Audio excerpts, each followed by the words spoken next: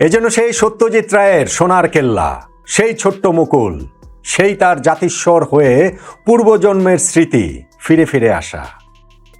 ভারতীয় ক্রিকেটে ঠিক এই ঘটনাটাই কি ঘটল না? 8ই মার্চ 2026 কি ফিরে এলো না 29শে জুন 2024? আহমেদাবাদে কি প্রত্যাবর্তন ঘটল না বার্বাডোজের?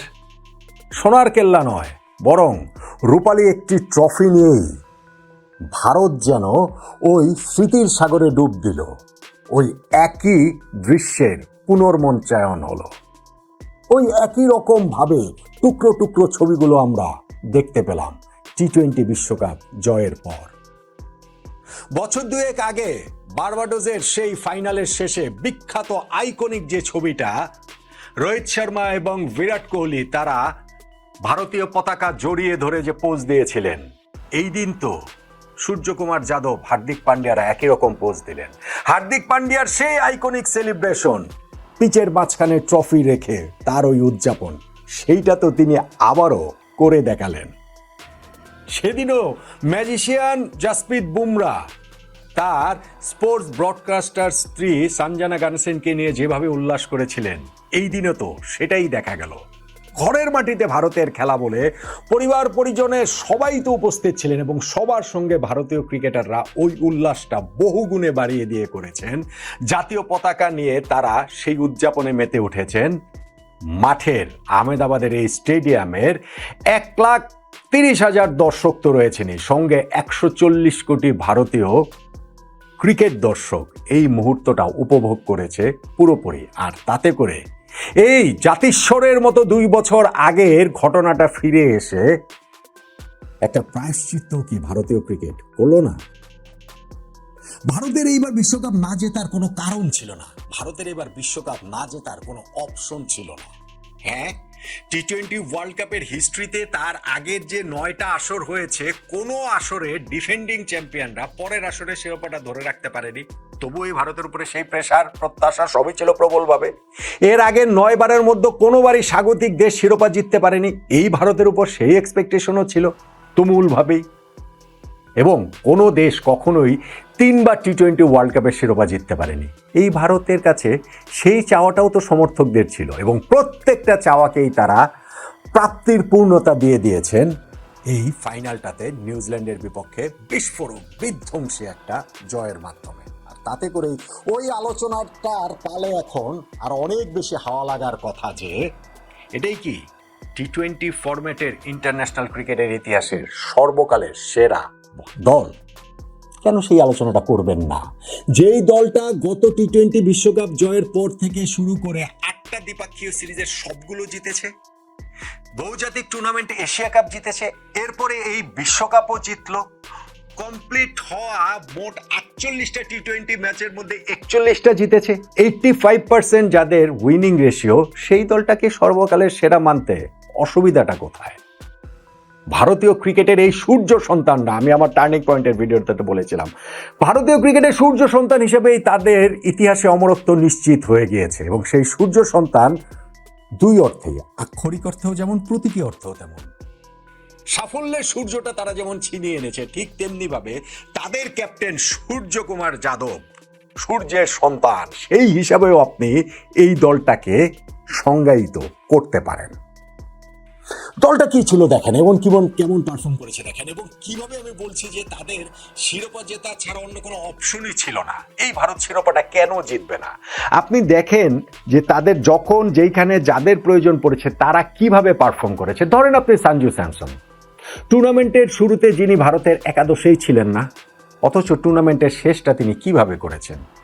ভার্চুয়ালি কোয়ার্টার ফাইনালে রূপ নিয়েছিল যেই ম্যাচটা ওয়েস্ট ইন্ডিজের বিপক্ষে, সেই ম্যাচে 50 বলে অপরাজিত 97 রানের ইনিংস খেললেন।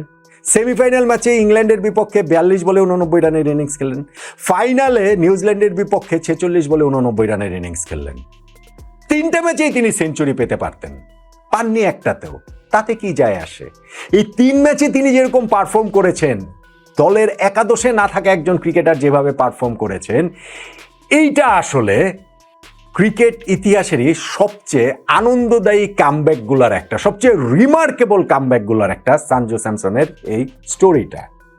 টুর্নামেন্টে মাত্র 5 ম্যাচ খেলেছেন, তিনি 321 রান করেছেন এবং এর মধ্যে এই শেষ 3টা ম্যাচেই তিনি 275 রান করেছেন।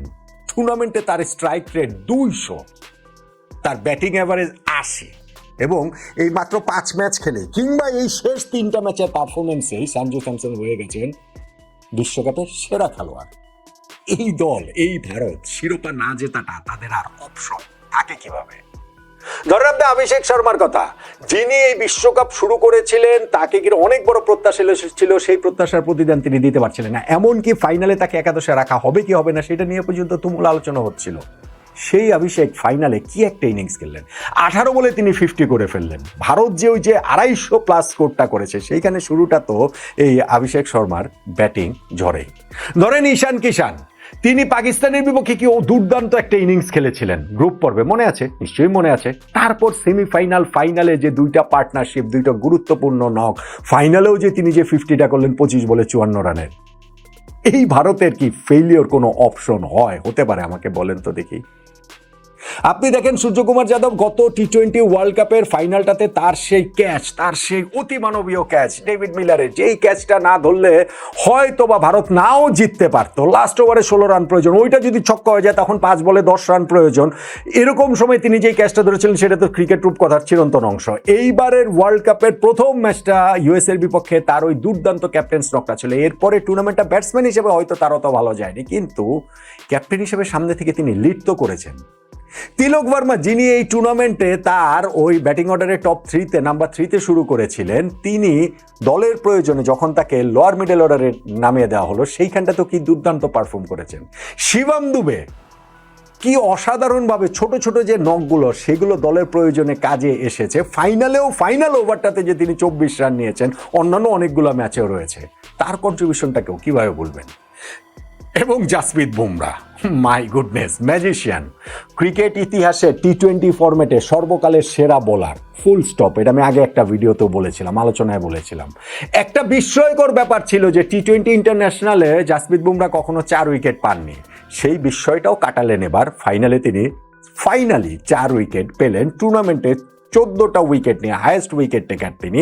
এবং ফাইনালের চেয়েও সেমিফাইনালে তিনি যেই বোলিংটা করেছিলেন, ওই যে ইংল্যান্ডের বিপক্ষে 5 ওভারে 69 রান প্রয়োজন, ওই সময় তার 2 ওভার থেকে মাত্র 8 যোগ 6 14টা রান দিলেন, ওইখানেই তো ম্যাচ ডিসাইড হয়ে গেছে, ওইখানেই তো ভারত ফাইনালে উঠে গেছে। সো এই ম্যাজিশিয়ান যদি থাকে তাহলে ভারতের ফেলিওরের অপশনটা কোথায়? হার্দিক পান্ডিয়ার সেই সেমিফাইনালের হিরো 19 নম্বর ওভারটা মাত্র 9 রান দেওয়া, ফাইনাল শেষেও বলছিলেন যে ওই ম্যাচটাকে 2024-এর ওয়ার্ল্ড কাপ ফাইনালের মতো করে ভেবেছিলেন, সেই স্মৃতি তিনি ফিরে এনে নিজেকে ইন্সপায়ার করেছিলেন। এই দল কিভাবে ফেল করে? বরুণ চক্রবর্তী, টুর্নামেন্টে হাইয়েস্ট উইকেট টেকার তিনিও, হ্যাঁ অত ভালো টুর্নামেন্ট তার কাটেনি, ফাইনালটাও তিনি যে খেলবেনই এমন কোনো নিশ্চয়তার জায়গা ছিল না, কিন্তু খেলেছেন এবং সবচেয়ে গুরুত্বপূর্ণ উইকেটটা তো তিনি নিয়েছেন। নিউজিল্যান্ডের টিম সেইফার, যিনি 26 বলে 52 করে ফেলেছিলেন, তার উইকেটটা তো বরুণ চক্রবর্তী তুলে নিয়েছেন। অক্ষর প্যাটেল, আনসাং হিরো ভারতের এই টিমটার। 2024 সালের ফাইনালটা তো তাকে ব্যাটিং অর্ডারে প্রমোট করা হয়েছিল, সেইখানটাতে তিনি 47 রানের একটা কি দুর্দান্ত নক খেলেছিলেন। এইবারের টুর্নামেন্টে আপনি সেমিফাইনালের কথা যদি মনে করেন, অক্ষর প্যাটেলের সেই 2টা ক্যাচ, কি অসাধারণ 2টা ক্যাচ তিনি নিয়েছিলেন। ফিল্ডিংয়েও তো ওই দিন ভারত ম্যাচ জিতেছিল। কিংবা ধরেন ফাইনালে এসেও যে তিনি 3-3টা উইকেট তুলে নিলেন, পাওয়ার প্লেতে তিনি 2টা উইকেট তুলে নিলেন, ফার্স্ট ব্রেক থ্রুটা দিলেন ফিনালে উইকেট তুলে নিয়ে। এই কন্ট্রিবিউশনগুলোকে আসলে কিভাবে বলবেন?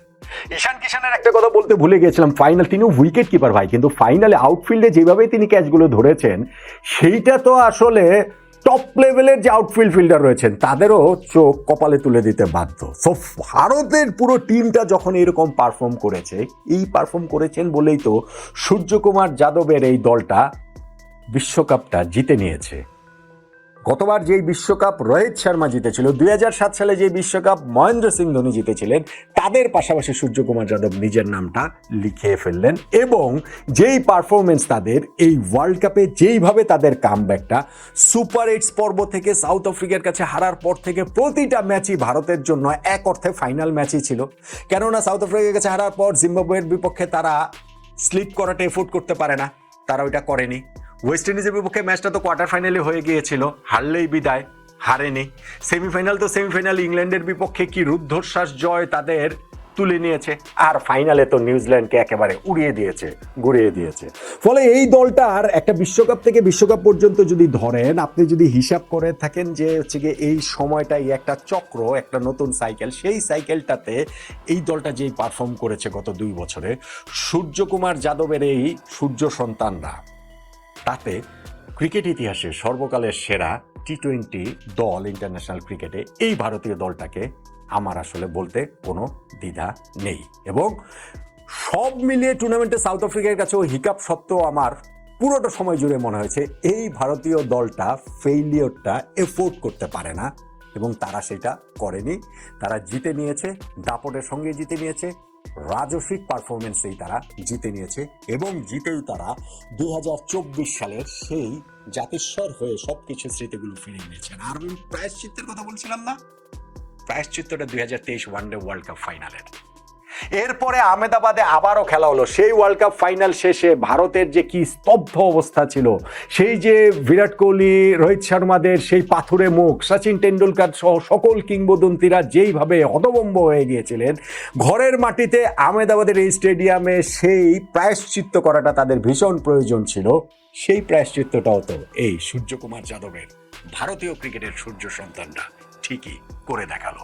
ভারতের এই দলটা তাই আমার কাছে পুরোটা সময় জুড়ে যেমন মনে হয়েছে ফেইলিওরটা তারা এফোর্ড করতে পারেনি, ফাইনালে গিয়ে তারা ফেইলিওর হয়নি, এবং ফাইনালের আগে আমি বলেছিলাম যদি তারা শিরোপা জিতে তাহলে ক্রিকেট ইতিহাসে টি-20 ফরম্যাটে সর্বকালের সেরা ইন্টারন্যাশনাল দল হিসাবে ভারতের এই সাইকেলের দলটা 2024 ওয়ার্ল্ড কাপের পর থেকে 2026 ওয়ার্ল্ড কাপ পর্যন্ত এই সময়ের দলটাকে আসলে স্বীকৃতি আলোচনার মধ্যে তাদের আনতে হবে। এখন সেই আলোচনায় অবশ্যই তাদেরকে সবাই আনবেন। আমার কাছে ভাই এই আলোচনারও গন্তব্য একটাই, টি-20 ফরম্যাটের ইতিহাসে সর্বকালের সেরা দল সূর্যকুমার যাদবের এই সূর্য সন্তানরা, এই ভারতীয় ক্রিকেট টিমে, যারা ফেইলিওরটা কোনোভাবেই এফোর্ড করতে পারতো না। আপনি কি আমার সঙ্গে একমত হচ্ছেন বলুন তো?